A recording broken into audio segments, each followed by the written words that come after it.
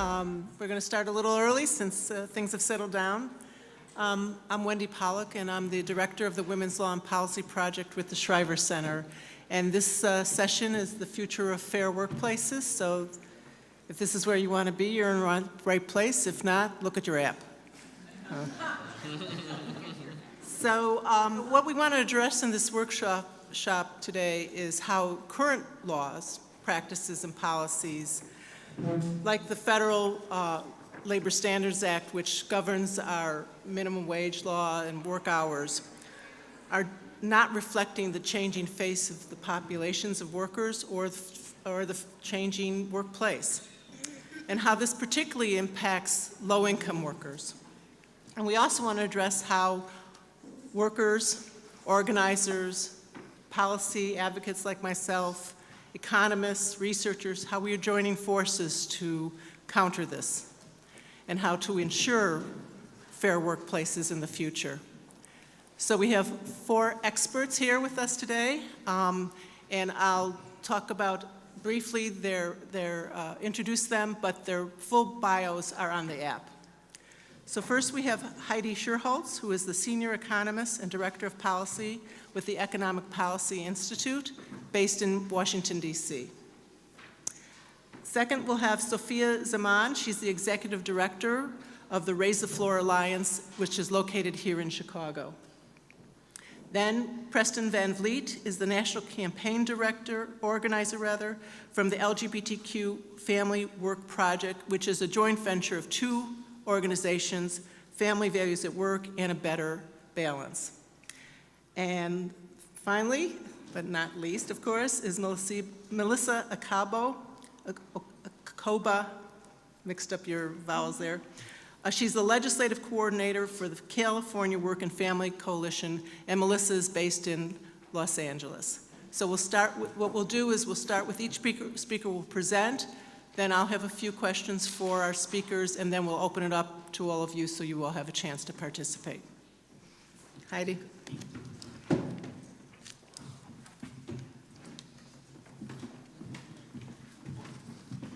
Thank you so much. Thank you, Wendy. It's a delight to be here. I'm going to first present some national level context so we have sort of the backdrop against which this conversation about fair workplaces is happening. So I'm going to start with showing a few pictures. So what this is the median hourly wage. So to say 2 things about that. So when I say the hourly wage, it includes both hourly and salaried workers, so it is everyone.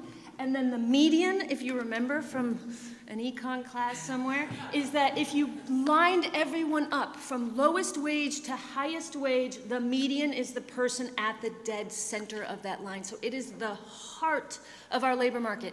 If I had to pick one summary measure that is the best measure of what work is delivering in this country for the workers who are doing it, if I got to pick only one, it would be the median hourly wage. And it's not that great. Right now, the median hourly wage is $18.04 an hour, $18 an hour for a full-time, full-year worker. That's $37,000 a year. That's the heart of our labor market, which means half of people make less. Many make far less. And the other thing to note about this chart is that if you look over time, it has made very little progress over this period. In 1973, the median wage was $16.74. So it has grown less than 8% over this period. But the backdrop to that is that GDP was growing really strongly, the economy was growing, GDP was growing, and not just because the population was growing, GDP per capita was growing over this period, so ostensibly this country was getting a lot richer. And even more important for a measure like this is that GDP per hour worked was growing dramatically over this period. GDP per hour worked is the total amount of income generated in this country on average per worker hour. It is also known as productivity. Productivity grew 75% over this period. In a fair economy, these wages would have grown at that same rate. Instead, it grew about 1/10 as fast as productivity. But that growth was going somewhere, it was being captured by the already affluent. It was going to people at a small sliver at the top of the wage distribution. Inequality grew dramatically over this period. And before I get into some of the reasons for that, I just also want to point out one of the consequences of our low wages is one additional reason that people are hugely economically insecure in our country. They have an utter lack of savings to fall back on. These low wages mean people are struggling to meet everyday expenses, so they are unable to save for any kinds of emergency, much less retirement, kids' college, that kind of thing. So now, next slide.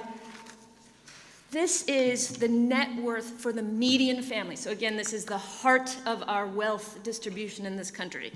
So the net worth is the total value of absolutely everything you own. It's your house if you have one, your car, the value of any stocks you have, the cash value of any life insurance, the cash value of any stocks you may own. It's all your assets minus all your debts. So minus any mortgages or credit card loans or student loans, minus everything. The median net worth, total value of everything owned in this country is less than $100,000. And half of families make less, many far less. I'll talk a little more about that in a second. But just to say one more thing about this, I believe this is why, if faced with a sudden $500 expense, nearly 40% of people in this country say they would not be able to handle it. People's wages are not high enough to pay for day-to-day expenses, so they don't have anything left over for even a $500 surprise expense. This, to me, is what an economy that is not working for most families in it really looks like. And next slide. This shows that exact same previous slide, but broken down by race and ethnicity, and these numbers are absolutely breathtaking. The typical white non-Hispanic family has $171,000 in net worth. That is way too low, but even that small amount absolutely dwarfs what the typical Hispanic family has, a little less than $21,000, and what the typical black family has, a little more than $17,000. So we just have raging disparities to fix in our economy. Okay, I am now just going to talk about some of the things that have caused rising inequality and wage stagnation for all but the very top. And I should say at the outset, this includes a ton of things, everything from too high unemployment, which reduces workers' bargaining power because employers know they don't have to pay big wage increases when workers don't have outside options, to unbalanced globalization, et cetera, et cetera, et cetera. I am going to focus on just one sort of tranche of these things, the erosion of labor standards, institutions, and norms. And my focus is at the national level, but all of these things have state-level counterparts. So I'm just going to tick through them. First, the minimum wage. Right now, the federal minimum wage is more than 25% below where it was in real terms in the late 60s. It needs to be updated at both the federal and state level, and we need to eliminate the subminimum wage for tipped workers, which is a core cause of poverty and near poverty for workers who earn tips. Overtime protections. Labor standards that help or should help more middle wage workers are overtime protections, but the threshold below which workers cannot be denied overtime pay if they work more than 40 hours a week has been allowed to erode so dramatically that it is now below the poverty level for a family of four. If it had simply been adjusted for inflation since its value in 1975, it would be well over $50,000 right now. And the federal action is very uncertain on this in the Trump administration, so many states are actually now taking up the call to increase overtime thresholds in their states. Fair scheduling, I know Chicago has experience with this, but I'll just say a couple of notes about this. A key set of labor standards relates to scheduling. Irregular and unpredictable schedules lead to irregular and unpredictable earnings. They also disrupt workers' lives and the lives of their families, and they're particularly hard for people with children, which makes it the unpredictable schedule makes it impossible to plan for childcare. and given that women tend to shoulder a disproportionate amount of childcare responsibilities, this is particularly hard on women. And I'll just say that the main principles for policies around this are: 1, require advance notice of scheduling, and 2, extra compensation for things like on-call scheduling or schedule changes that don't happen far enough in advance. And it's just in a similar spirit to time and a half for overtime hours. Extra compensation when schedules are changed at the last minute means 2 things. It means, 1, employers have skin in the game when they make decisions that add chaos to workers' lives, and 2, workers get extra compensation to help defray the impact. Okay, scheduling. Now, enforcement. I think a key point to make in any discussion like this is that our labor standards are only as strong as their enforcement. We all know employers steal billions from workers' paychecks each year by failing to pay legally mandated minimum wages, failing to pay for all hours work, saying, could you clock out and then clean up? That kind of thing happens all the time. Or not paying overtime premiums. We estimate that minimum wage violations alone are likely on the order of around $15 billion a year. And then I think it's also extremely important to mention that on average, at least 4 million people are injured and 5,000 people are killed on the job every year. And the backdrop to this is that the resources going to enforcement of both wage and hour and safety and health regulations are really inadequate. They need to be dramatically increased. We need to increase penalty for violations, and we need protections against retaliation for workers who file complaints. Unionization. If I had to pick one, I've said a million things, and I also said there's a ton of things that have led to the disparities that we're seeing. But if somebody said, can you pick the one biggest one? The single biggest factor in the stagnation of middle-class wages over the last 40 years is the decline of unionization. And that is for 2 reasons. 1, union workers get more in wages than similar non-union workers. So a smaller share of people in unions mean a smaller share of people get that union wage premium directly. But also, unions help people who aren't in unions by helping set standards. So when a smaller share of workers are in unions, way fewer other workers actually get those spillover effects. So the decline of unionization has had a dramatically negative effect on the fairness of our economy. So one problem is that over the last several decades, we have seen dramatically increased corporate aggressiveness in fighting unions, but labor law just simply has not evolved to keep up. It is important to remember workers want to join unions. Roughly half of non-union workers say that they would likely vote for a union if there was an election in their workplace tomorrow. And it's a very important thing to remember that, as we know, there remains a substantial amount of discrimination against Black and Hispanic workers in our labor market. Black and Hispanic workers have worse economic outcomes than similar white workers, and crucially, unions actually help close Black and Hispanic wage gaps because Black and Hispanic workers actually get a bigger boost from unions than do white workers. So for all of these reasons, we need to enact policies that would make it easier for workers to join a union, increase penalties for employers who, for example, illegally retaliate against workers who engage in collective action. We need to keep Illinois from becoming a so-called right-to-work state.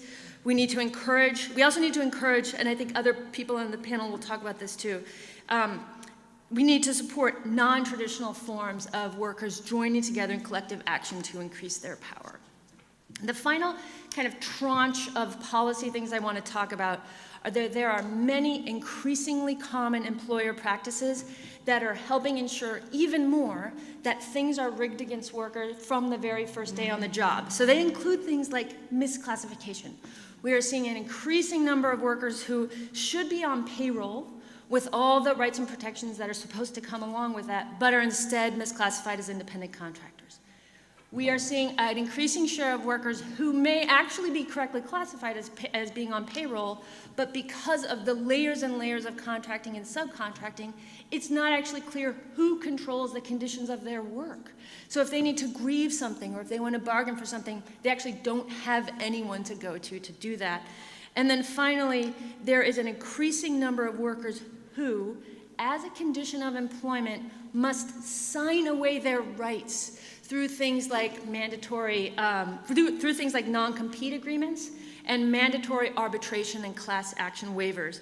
We just did a study that showed that 56% of private sector non-union workers are subject to mandatory arbitration agreements at their work, more than half.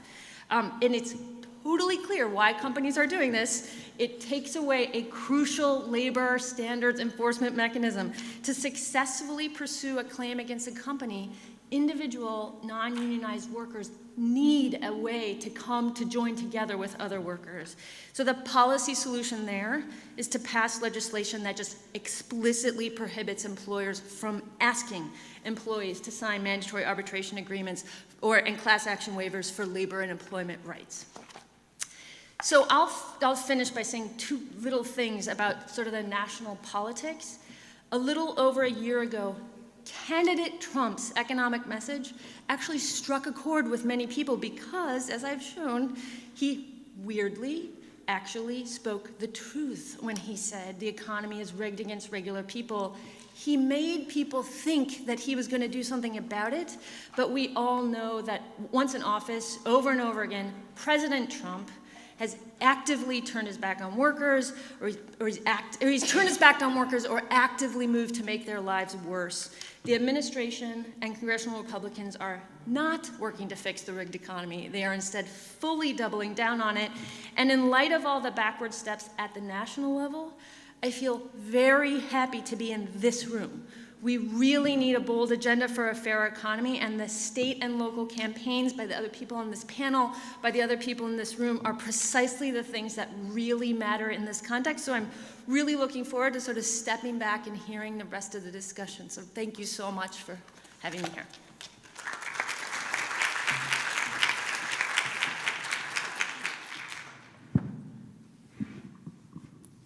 Good morning. So my name is Sofia Zaman, and I'm, as Wendy said, I'm the Executive Director of Raise the Floor Alliance. So we are a coalition of 8 worker centers based here in Chicago. And I want to talk a little bit, sort of piggybacking off of Heidi's points about sort of the contours of the low-wage economy here in Chicago and the role that worker centers are playing in sort of addressing the changing nature of work. Raise the Floor Alliance, as I said, is a coalition of 8 worker centers, and our core function is kind of twofold.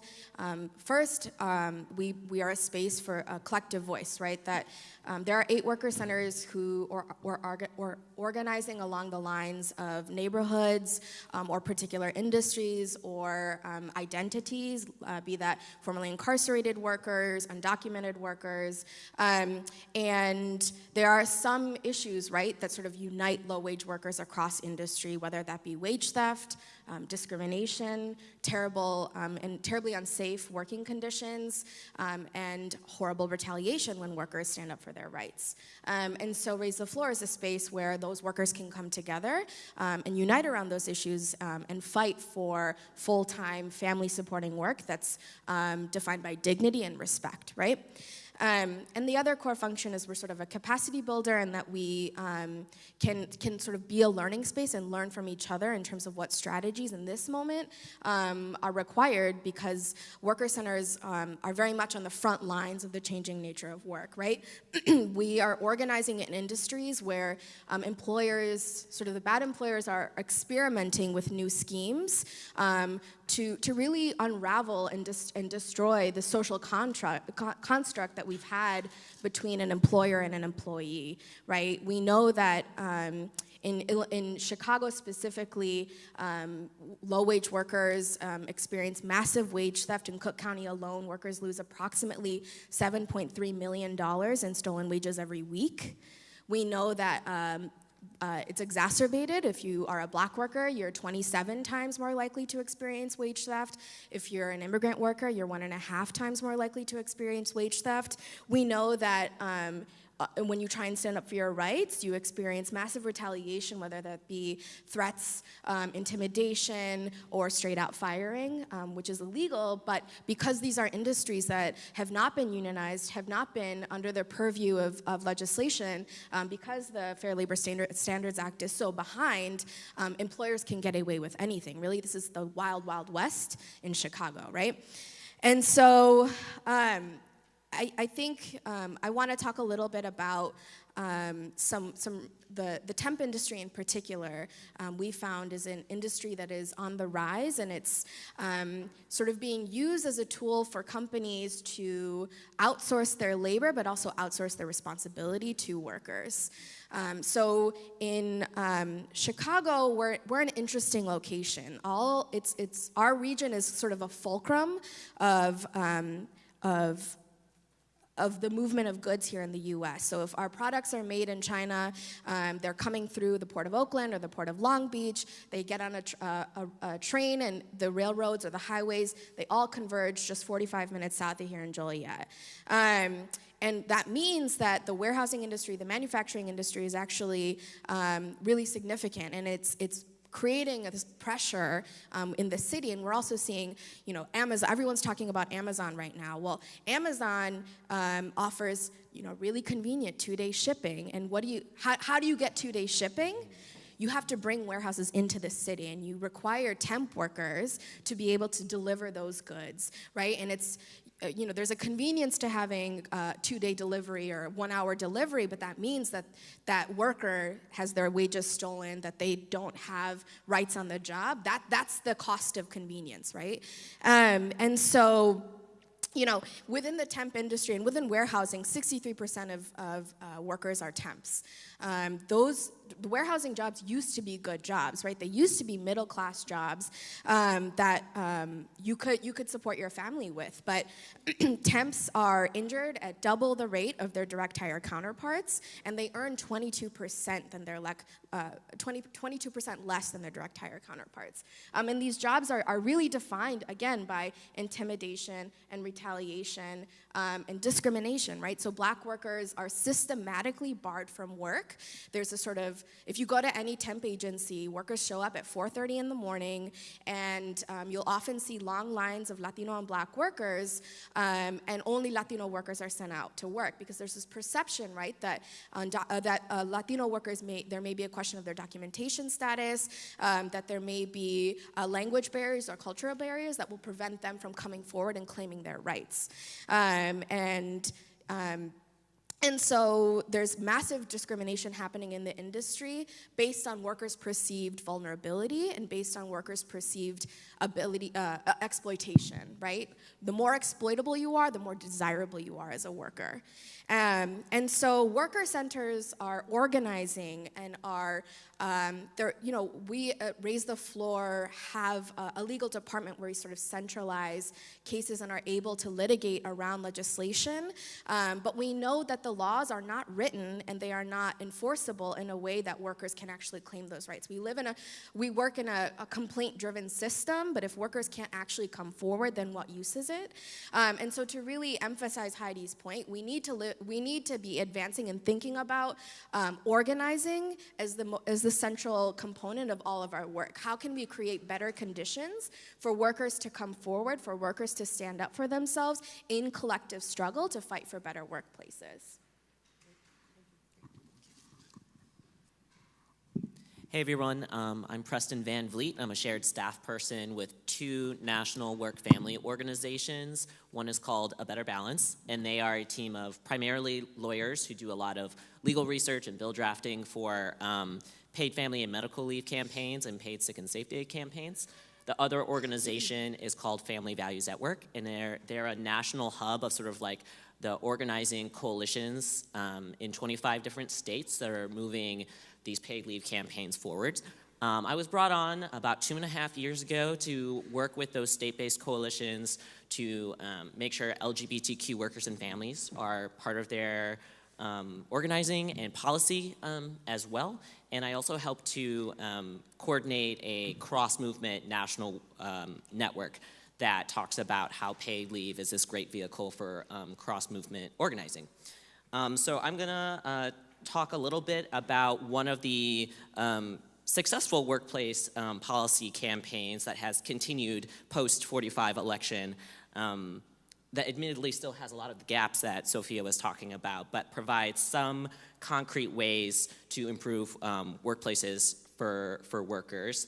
So I want to touch on the difference between paid family medical leave and paid sick and safe days really quick, and Melissa's also going to talk about paid leave too. So paid sick and safe days, most folks know as paid sick days, is like that shorter amount of time that workers accrue. Workers can typically accrue 5 to 9 days a year. There are now 40 laws across the country that guarantee workers the right to accrue pay time off to go to the doctors, to take a couple days off of work if you're sick, to help take care of someone else who is sick. Paid family and medical leave is what most people associate with paid parental leave. But in the 6 states that have passed a statewide program, it also includes paid leave for family caregiving, and all of those build upon, not all of them, DC doesn't, but DC and the state of Washington don't have an already existing temporary disability insurance program, but the 4 other laws also include paid leave for self-care as built upon an already existing TDI. I want to say that the only national law that guarantees medical leave from work is FMLA, the Family Medical Leave Act, passed in the early 90s. It's unpaid, and for a lot of reasons, 40% of the workforce is excluded from that due to employer size and a lot of different other policy implications within that. So that's why states have been trying to improve upon paid leave at state and local levels.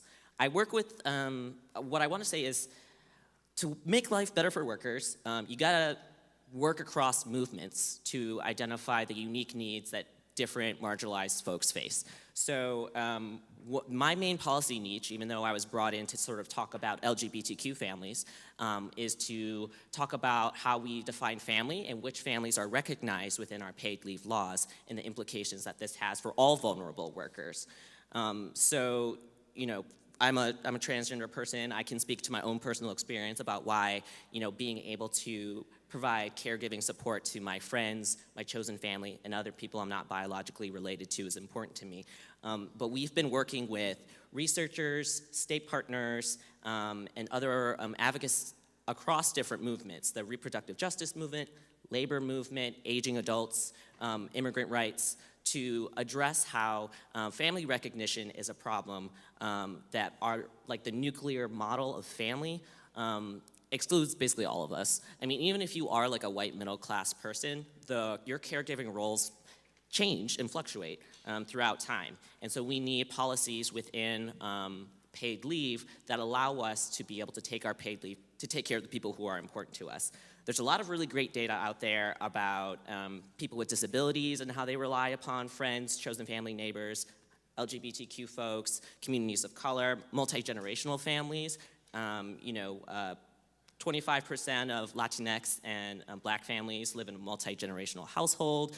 Over 27% of Asian American Pacific Islander families live in a multi-generational household.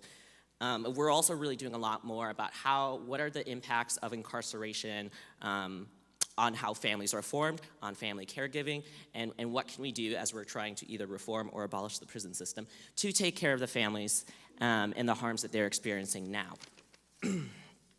So the history of recognizing family within law and policy, is a rich and complicated thing. We don't do this in a vacuum.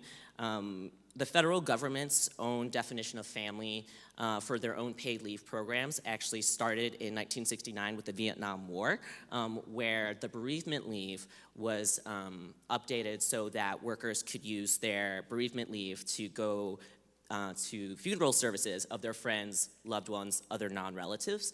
And then they took that family definition language within their bereavement leave, put it in their paid leave policies in the 90s.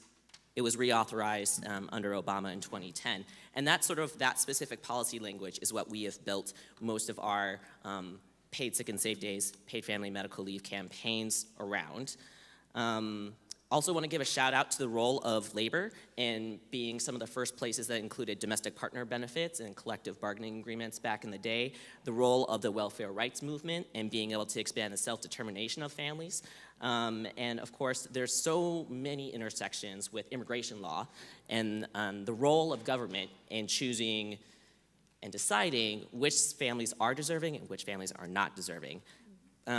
So we work with groups like Forward Together, National Asian Pacific American Women's Forum, AFL-CIO, National LGBTQ Task Force, to do this historical analysis and to work with advocates, lawyers, people in the community about why recognizing all families is important to all workers.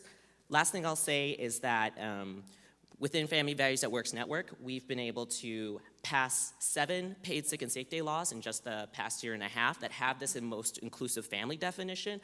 And before 2016, none of the paid sick and safe day laws had those, had that provision. So that means 10 million workers are now covered under a paid sick and safe day law with this family definition. And our project helps on the ground cross-movement organizing by jointly fundraising with coalitions on the ground and by helping to create materials together, including the Illinois-based coalition here.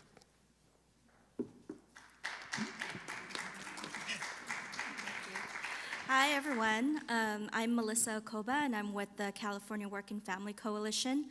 And, Preston just gave a really great overview of the context in which all of this is happening. Now, just to give a little background on myself, I do have a background in public health, and, I do believe in the work-life balance and health in all policies. I also serve as a caregiver for my mom, who's currently undergoing cancer treatment. And so I can speak personally to, the challenges faced by caregivers, and I've also, worked with a lot of folks who, have disabilities or are dealing with aging issues, and I can understand, like everyone else can understand, the financial, difficulties that people encounter that can exacerbate physical conditions, mental conditions, and psychosocial conditions. So that economic justice is a factor within the health rights movement as well. Now, with the California Work and Family Coalition, we're made up of several organizations throughout the state, and these include unions, worker centers, healthcare providers, legal services providers, and lactation accommodation advocates. So, we're a very diverse group in California. And recently, what we've been fighting for is the expansion of paid family leave policies. Currently in California, paid family leave provides 55% of income replacement. And we also have another piece under the California Family Rights Act and FMLA, which offers job protection to employers at sites with 50 or more employees. But this year we worked on a new legislation that lowered the threshold to 20 of job protection to 20 or more employees for new parents. And then next year we'll start working on job protection for caregivers. We also worked on legislation that got passed on increasing the amount of income replacement for the lowest income workers from 55% to 70%. So, we've been able to make a lot of gains, in the legislative world, but when we're working in the community, there's still a lot of barriers to uptake. We conducted a field poll in 2014 showing that only 36% of workers were aware of paid family leave. And the awareness was lowest among low-income, Latino, and new immigrant workers. And, as Sofia mentioned, these are the most vulnerable workers because a lot of employers think that they could take advantage of them. And we do recognize that a lot of the barriers to uptake include language. It's a very confusing process. There's the fear of retaliation, particularly among undocumented immigrants. So what our coalition has focused on as well is a very robust education and outreach program. Personally, I worked with federally qualified healthcare center in Los Angeles and 2 low-income areas with community health workers. And this is kind of a model that we use in public health a lot, where we do a lot of peer-based education. So these clinics were very connected to the community in the sense that they had relationships with trusted places like schools and churches. So we had people in the community who could, sort of navigate, folks through that process in order to mitigate that fear and to, build some trust. In addition to that, we've connected with worker centers like Rock LA, the Restaurant Opportunities Center in Los Angeles, and we've shown up at demonstrations. We've picketed employers who have stolen wages, and whose employers have retaliated against their employees.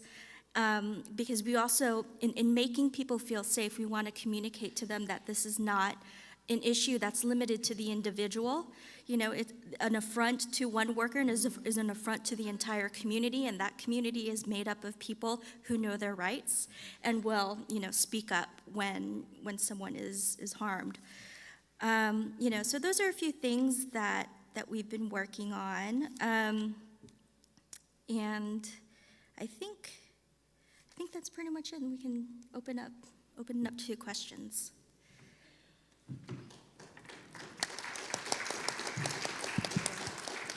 Okay, thanks to all the panelists. So I'm going to start off with a couple of questions, and then we'll open it up. So the one thing that I wrote down from what Dorian Warren said this morning to us was about you build power and you build victories. And I know you've all touched on this before, but I'd really like if any of you could elaborate on that and how you go about that. Anybody? Sure. Great. Love talking about our victories. So, build power and build victories. Yeah. So at Raise the Floor Alliance, we just recently came off a pretty significant victory. We won one of the strongest laws in the country reforming the temp industry here in Illinois. The legislation is called the Responsible Job Creation Act. And so, what it was is sort of an omnibus package related to health and safety conditions, the levels of pay between direct hires and temps, transportation to and from job sites, because oftentimes workers are taken out to warehouses or factories, and then the employer will sort of say in a really disturbing way, I want you, and you, you're not useful to me, you're not useful to me, and then they're stranded, right? In the suburbs, when often they're coming from the city. There's also protections around health and safety, because again, these industries are wildly unsafe, and workers are being sent out to jobs where they don't know what kind of safety equipment they need, and they're being injured because the goggles, when they're handling chemicals, are in a lockbox and they can't protect their eyes from the chemicals, right? Like, these are the kinds of realities that workers are seeing every day. And I think what's significant about this particular campaign is that it's actually the second time we've run this campaign. It was built off of a campaign last year where we specifically wanted to reform the discrimination in the temp industry, right? So as I was talking about the sort of systematic discrimination of keeping Black workers out of work, and we sort of talk about how in the temp industry, Black workers don't have jobs and Latino workers don't have rights. And that's on purpose, right? And what we saw is that what was immensely useful tactic was the opposition industry lobbyists to sort of to replicate the dynamics of oppression within the legislature. So he was whispering in the ears of the Black caucus and pitting them against the Latino caucus. And it worked. It was immensely effective, and it became such a controversial legislation that no one would talk to us. And we learned from that experience because these are as in organizing, these are conversations we're having every day with Black and Latino workers, that this is a specific tactic of your boss to pit you against each other so that you don't organize, right? And so what we did the next year was we learned from that mistake, and we started having conversations and uniting Black and brown workers and working class white workers, and had conversations, that I don't have beef with this person, I have beef with my boss. And together they went to the caucuses and they said, that's not gonna work, y'all. If you actually care about working families, then don't let this tactic defeat it, right? And so we were able to win that legislation in an environment under a Republican governor, under a situation in which we had been in a budget stalemate. We hadn't had a budget in 2 years. Everyone told us it was impossible, particularly because the previous year there were legislators who were running away from us. They didn't want to talk to us because it was such a controversial bill. And yet, the next year, we were able to not only advance the bill forward, but we were able to secure supermajority. So we actually moved some Republicans, which for us is pretty significant in this particular political climate. So I think, again, I really want to uplift the fact that when workers organize, we win. And so we really need to be putting workers in a position where they can advocate for themselves and win really amazing policies. Thank you. Go ahead. Oh, and I'd add to that, the California Work and Family Coalition has a lot of allies. So in addition to, talking to workers, we would have a lot of district visits with our local representatives, and we also had a lobby day in the Capitol with babies, and we also had, a lot of legislators were new parents, and so they were sympathetic to the legislation that we were trying to push forward. So, but it's a lot of coordinated effort. Our strategy also included, social media, like getting people to share their stories, to let people know what we were doing, because we also did petitions, we did letters of support, we did floor alerts. It was just persistent, in really engaging and mobilizing all of our allies. Anybody else? Okay, then another question I have, I know Heidi mentioned it, and some of you refer to it, sort of the role of enforcement. I mean, there are no rights without remedies, and money talks, right? So I'm just opening it up for someone to kind of talk further about that, the role of enforcement, how you get people to actually come forward and enforce the law, that sort of thing. So the project that I work with, now that we have passed 7 paid sick and safe day laws with the most inclusive family definition, we're just starting to dabble a little bit into the role of enforcement so that workers know that they can use their paid sick day to take care of their friend, neighbor, and chosen family.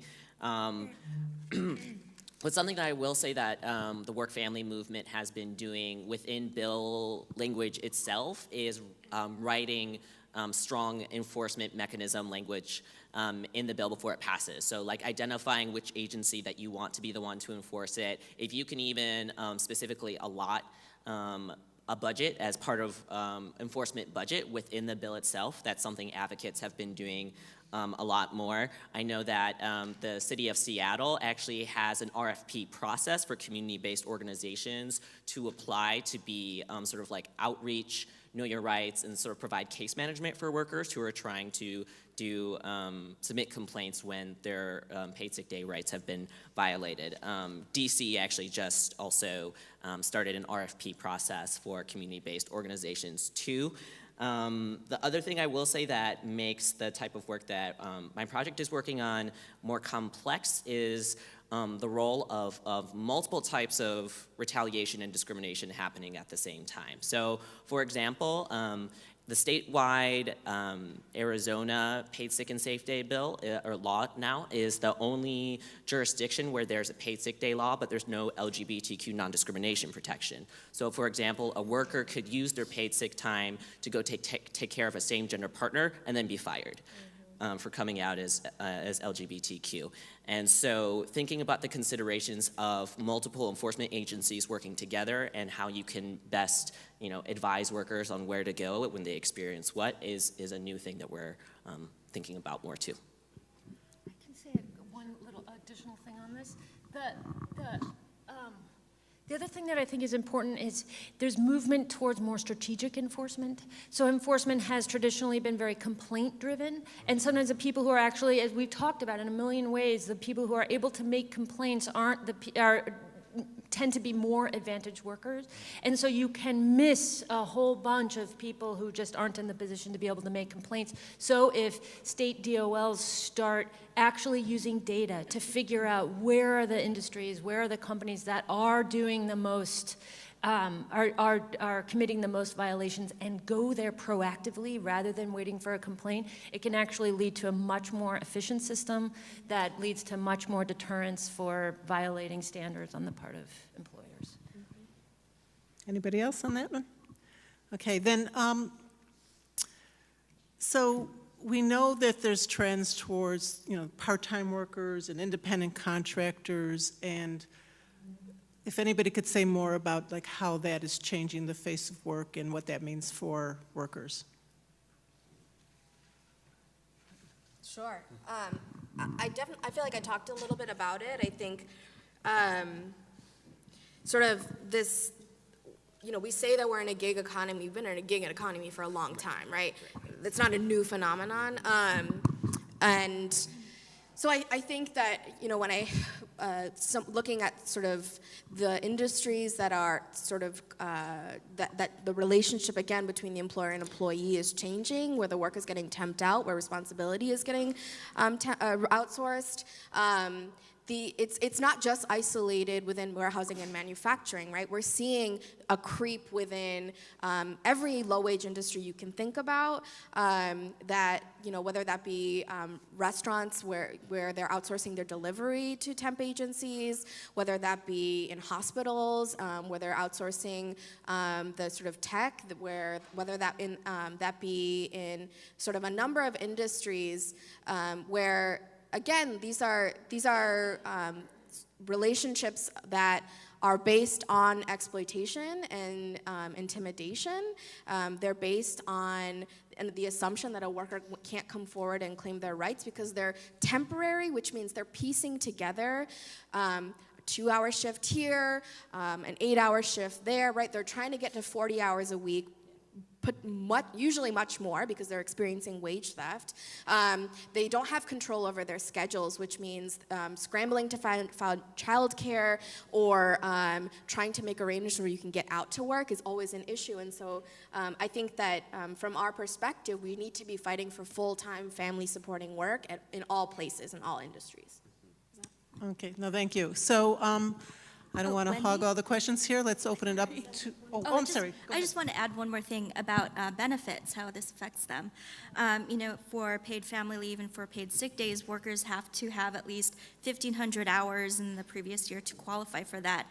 And, with this part-time scheduling, it denies them that right too. So it's another way for employers to get away with not paying what they need to. Yeah, it's the definition of who is an employee and who's recognized and who gets those benefits really is undermining workers' abilities to get any kind of benefits.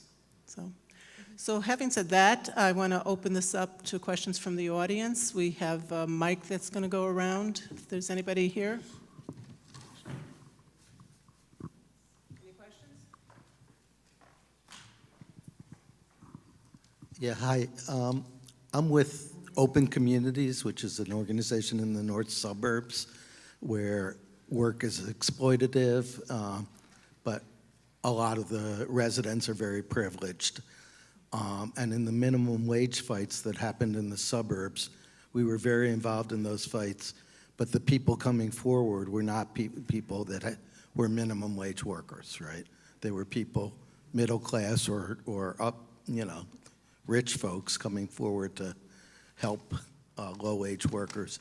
And in that context, probably the village trustees and whatnot would listen more to their residents than they would to workers who they don't think are part of their communities. We are interested in Raise the Floor, from what I understand. It's a wonderful organization, but I'm not sure what outreach you have to the suburbs, and we'd be interested in working with you and figuring out ways that we could collaborate. So. I'll just share that, absolutely, let's touch base after this, but that worker centers are not just in the city.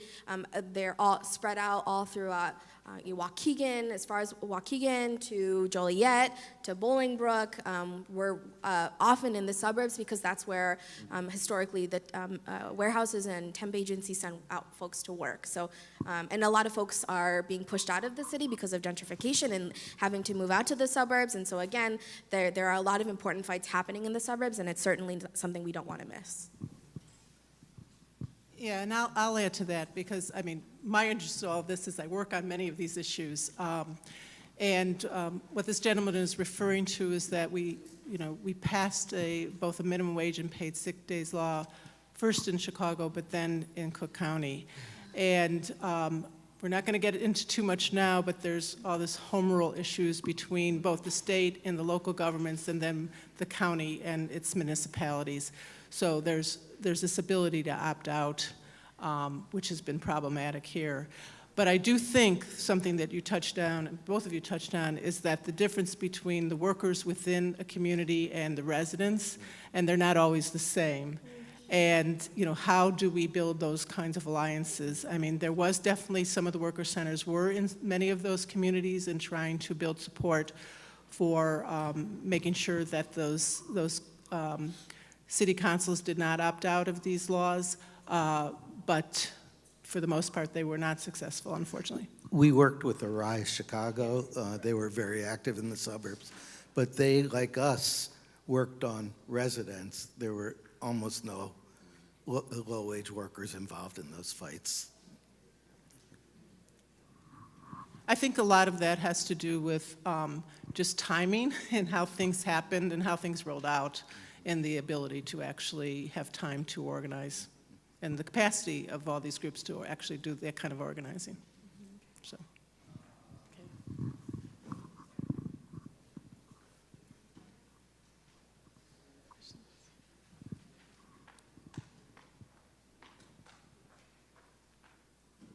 Good morning, everyone. My name is Alejandra Ibanez. I'm a program officer at the Woods Fund.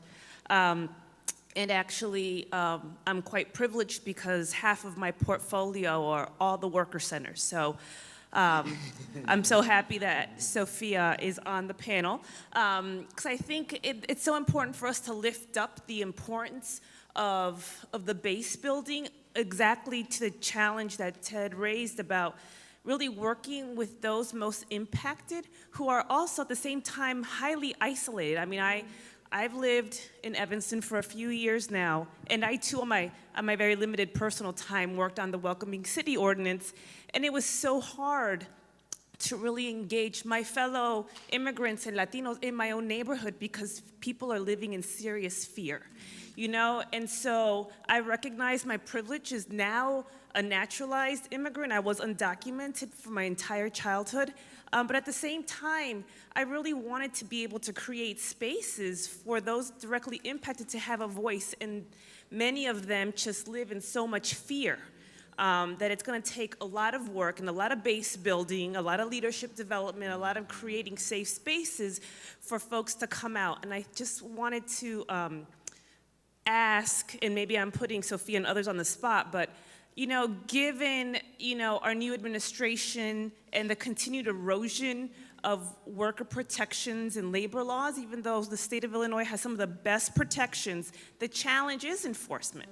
And so I would love to hear about some of the local strategies. Yes, home rule, that kills me. That is a heartbreaker. We've got a lot of work to do, but I think there's so much potential and power in local strategies. And I know there's some campaigns brewing in Chicago to be able to really talk about local enforcement. So I'd love to hear about some of these new local strategies, again, given the federal challenge and the continued erosion of worker rights, about what's happening locally that's really going to help us get over this challenge. Anybody want to handle that? So California has a bunch of really cool pilot programs. The National Employment Law Project has been involved, and this is what Heidi was mentioning, in strategic enforcement, where the DOL there is working with its satellite offices to identify, and New York is doing this too, the sectors that are most likely to be violating workers' rights and are doing proactive audits.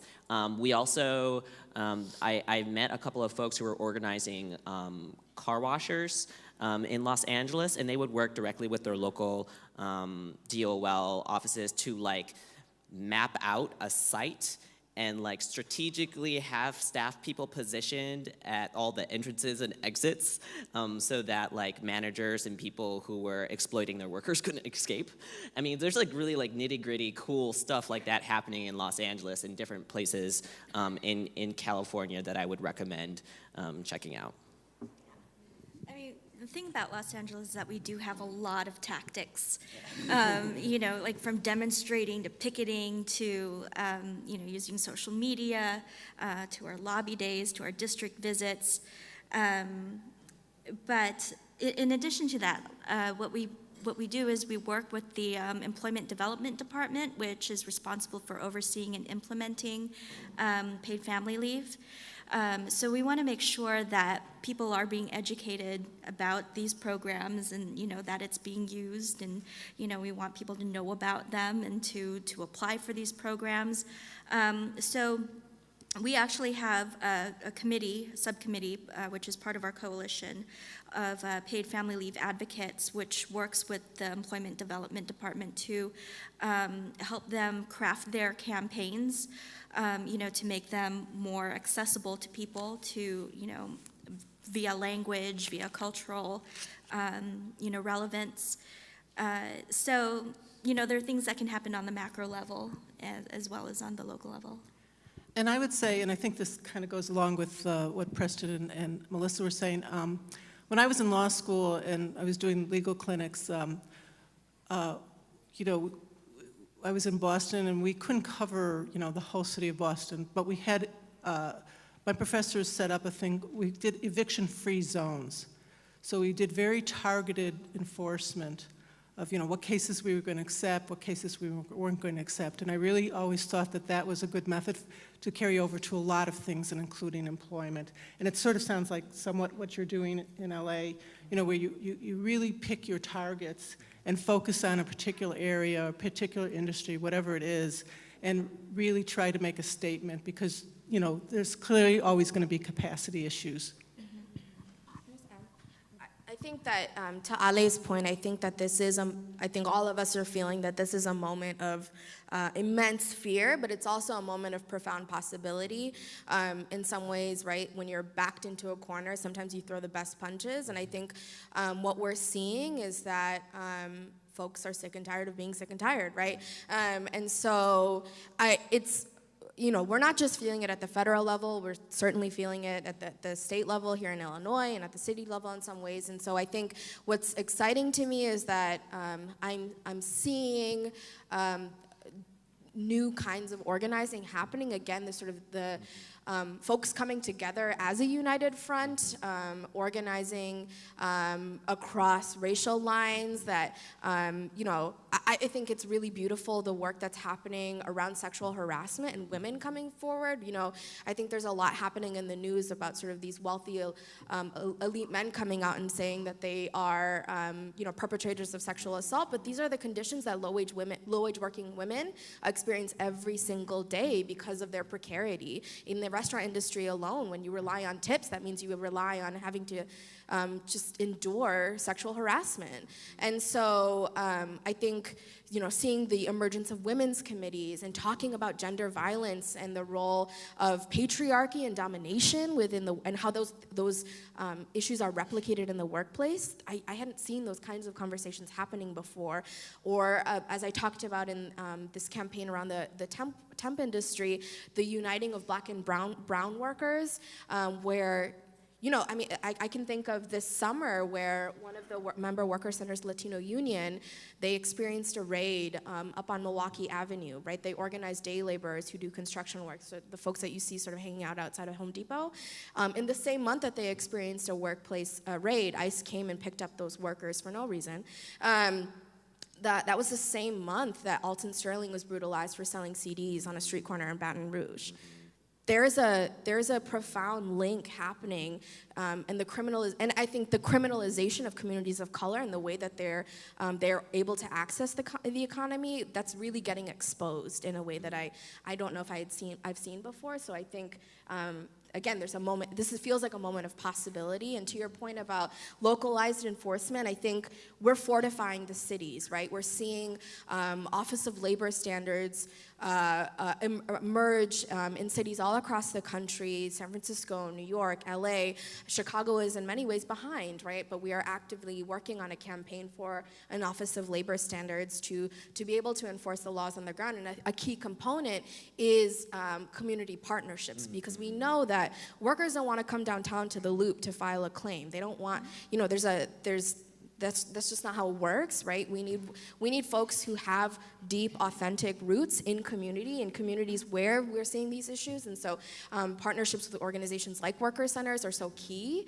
And we're very lucky to also have a really robust partnership with the Illinois Attorney General's office, who is committed to exposing pattern and practice discrimination in industry. And I think that's really a strength of worker centers, is our ability to partner with key government agencies for this kind of strategic enforcement we're talking about.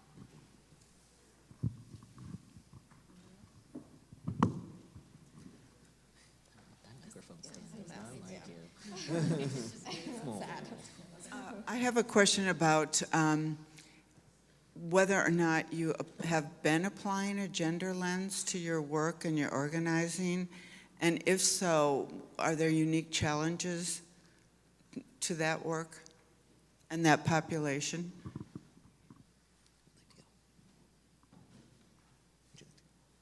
No, okay. Well, so yes, the paid leave world, I think, was sort of born out of actually domestic violence advocates working to support survivors' protections in the workplace. So always big shout out to DVSA advocates and service providers who help to, Wendy is actually one of those right there too. The Illinois VESA Act protects domestic violence survivors in the workplace. It's really robust. Check it out if you don't know it. And so, of course, like the ways in which we think about the need for paid leave as it relates to raising kids, as it relates to, women are often the main caregivers in a family, and how do we think about the ways in which we can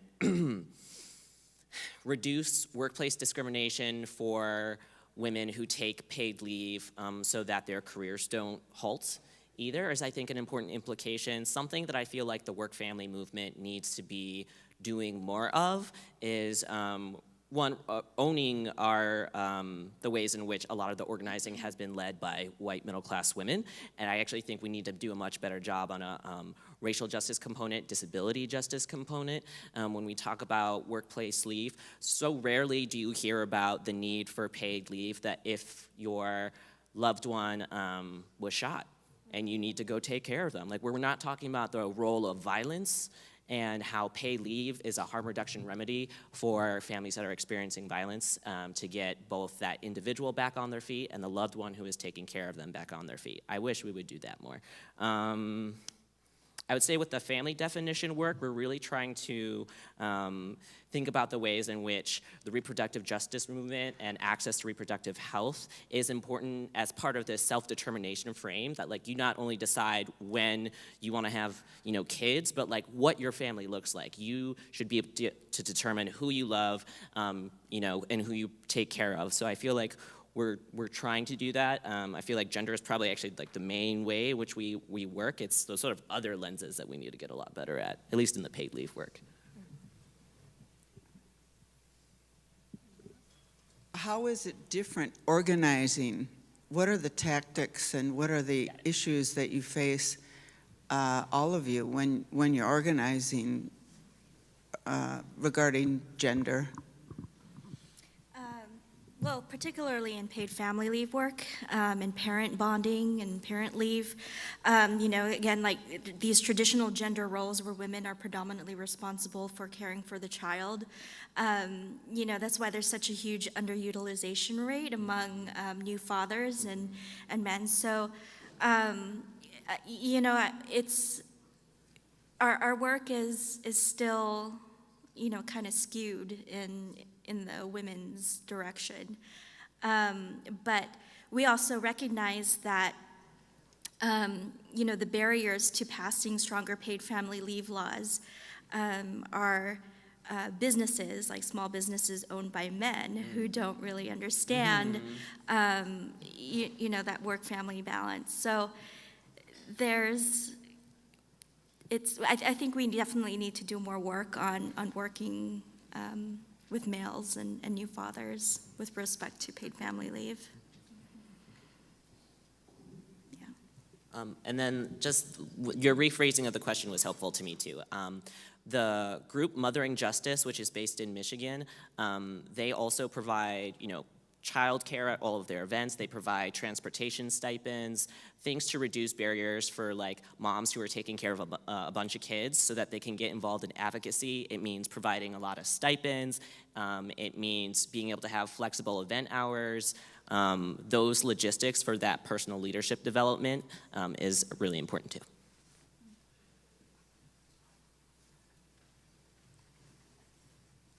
Any more questions?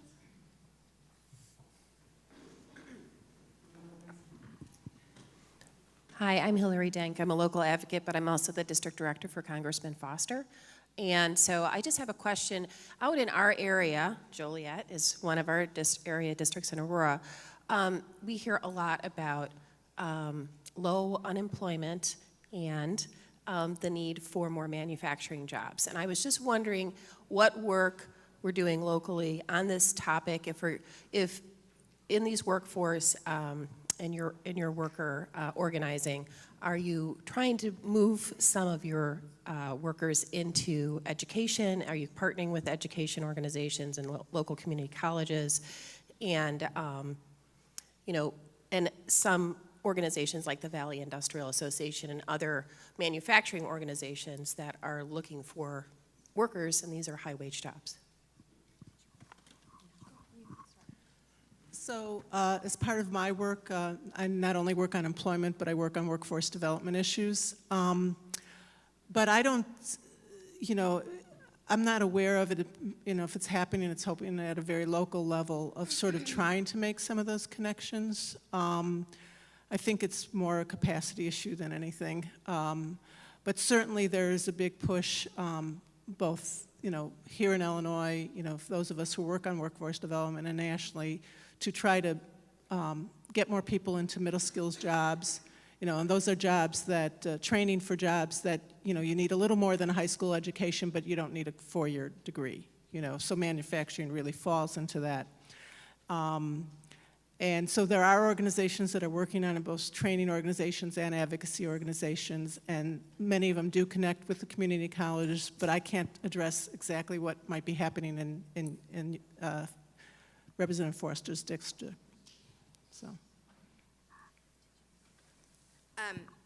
So I would suggest that you reach out to Warehouse Workers for Justice, which is based out in Joliet. I think, we also, many worker centers engage in workforce development, and I think sort of a challenge that we have to the folks who are doing workforce development work is to really expand how we think about workforce development, because it's one thing to equip folks with skills and training, but what good is that if the only jobs they can access are low quality, low wage positions that are defined by intimidation and retaliation, right?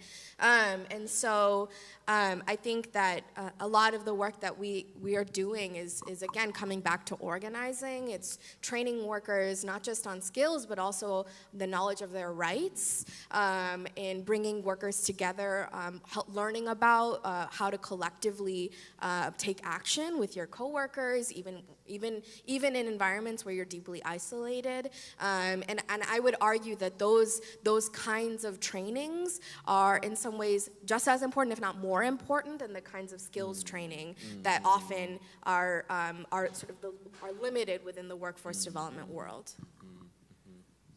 I will say this. I was part of the the advocacy groups that really pushed for bridge programs that are, throughout, I think, in every community college in Illinois now. And one thing I pushed from the beginning is how each of the community colleges, if you wanted to be successful, was to partner with local organizations. There might not be a workforce development organization, but there's certainly, community organizations, whether it's an immigration rights group, whatever it is. And I was really poo-pooed at the beginning of doing this, but one of the big results of the initial, and this goes back almost 10 years, where we really started pushing this, the initial evaluation was that they weren't doing it and they weren't recruiting people, they weren't getting people into their programs, and that they really saw that they had to collaborate and partner with community-based organizations in order to run successful workforce development programs.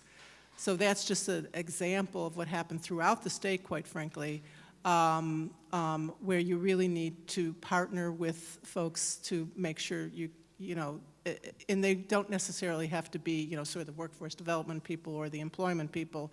It's working with the community organizations, whatever it is in your area, to make whatever it is you want to work, make it work.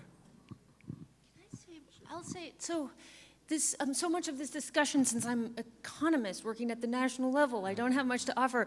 But one thing that I could say, and this is a tight line for me to walk talking about workforce development, because in no way do I want to make it seem like those efforts aren't important. They absolutely are. Getting workers the right training to connect to jobs is crucially important. But just some sort of background help in thinking about the needs there, I can just offer a few economic concepts. And it kind of piggybacks off one of the things that you said about you can get people the training, but the good jobs might not then actually be there. One of the things that's a backdrop for that is there's a lot of sort of public discourse and background discussion about a worker shortage. People can't find the workers, employers can't find the workers they need. And there is often a question in my mind of just how true is that in many of these circumstances? Because there is a clear economic signature of a worker shortage.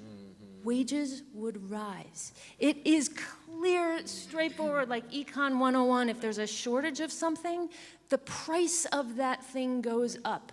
So if there is the hallmark of a worker shortage is you will start to see wages rise. I mean, and it is just like if I can't find the workers I need, I have to actually start trying to poach from other people who have them, and you start to see some wages rising. So if you are not seeing that, you really, really have to question if there really, really is a worker shortage. I always say to people, when you hear somebody say, I can't find the workers that I need, add in your own head, at the wages I want to pay. Yes. Because I think that's just a really important, so again, I don't want to say workforce development stuff isn't really important, but just kind of having a clear eye about what the sort of broader dynamics about that is also really important.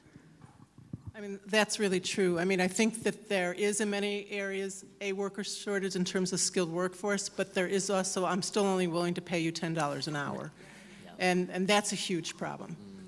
So we hear both of that, So we still need to train people up for the jobs, but you're right, what are those jobs and how good are they? And are they going to pay a living wage with some benefits so that you can live a decent life and not just survive? Well, and that's the point. The low unemployment, is it mostly the temp workers that are creating that low unemployment? And I think that's what we need more statistics about regionally, so we have a better understanding of that issue. I think that would be really helpful.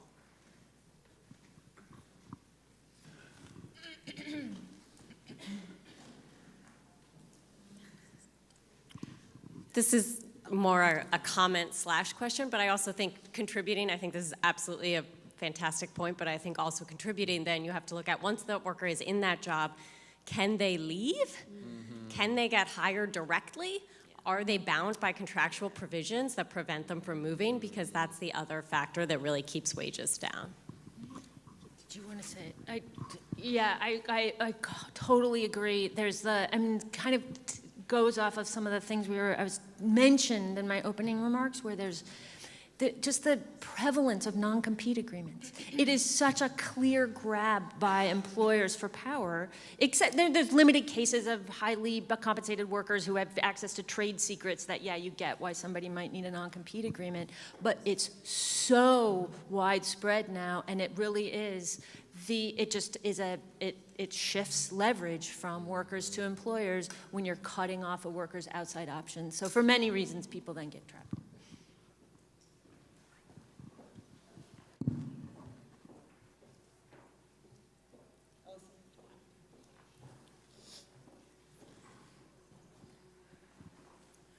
This is a general question.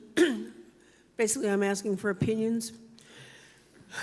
Historically, in the late 19th century, as labor was organizing, the legal argument against it was the right to contract.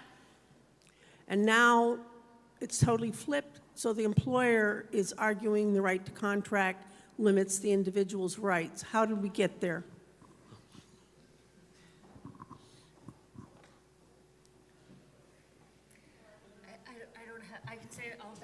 I'll babble around a couple of things. So I had never thought of it with that arc, but that seems totally right. And I have talked with people who are talking about this problem that the signing away your rights is a condition of employment through things like non-compete agreements.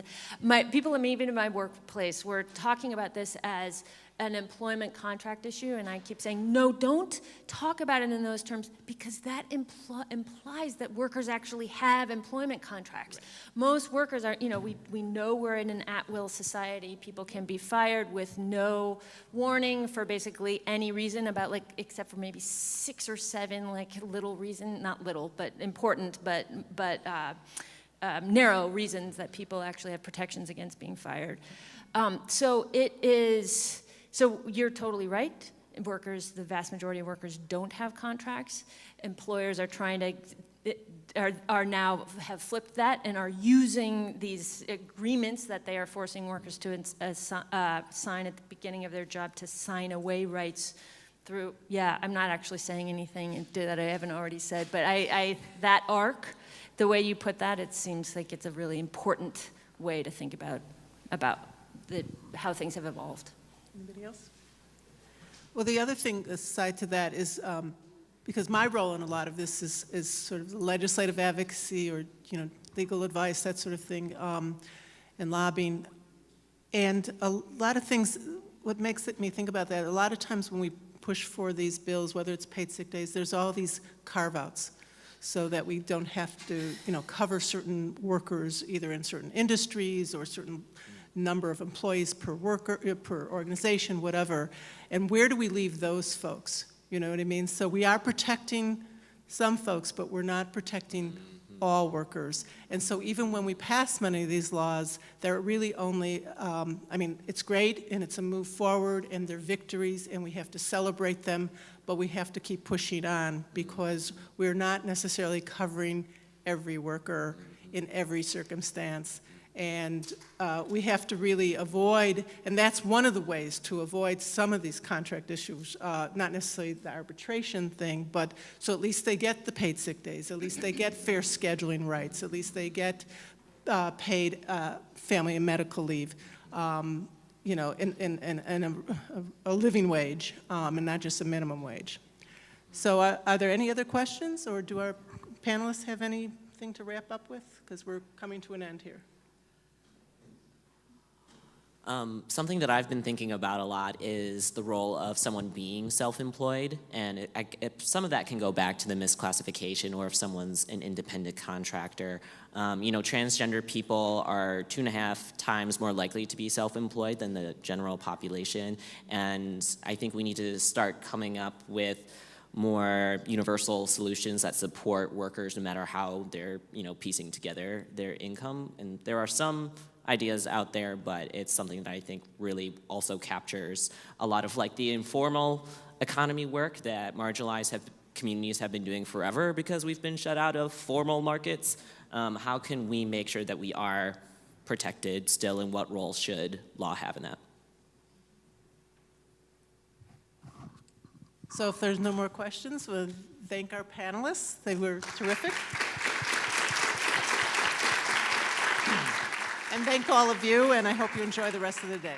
Thank you.